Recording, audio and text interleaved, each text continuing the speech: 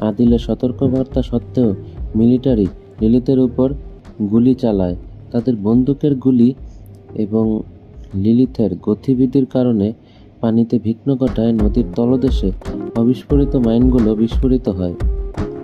বিস্ফোরণের ধাক্কায় mayor, Angel এবং অনেক দর্শক পানিতে পড়ে যায়।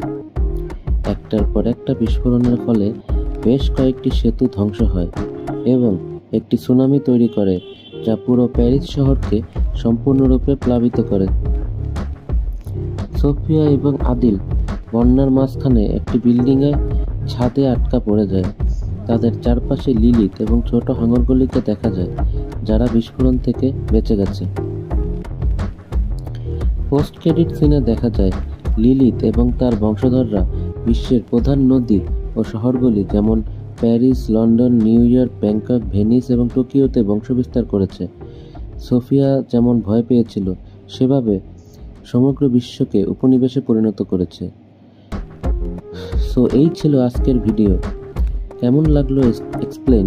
যদি ভালো লেগে থাকে তাহলে লাইক, শেয়ার, কমেন্ট এবং সাবস্ক্রাইব করবেন। পছন্দের কোনো মুভির এক্সপ্লেন ভিডিও পেতে কমেন্ট করে জানাবেন।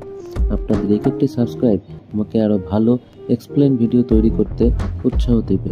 ধন্যবাদ।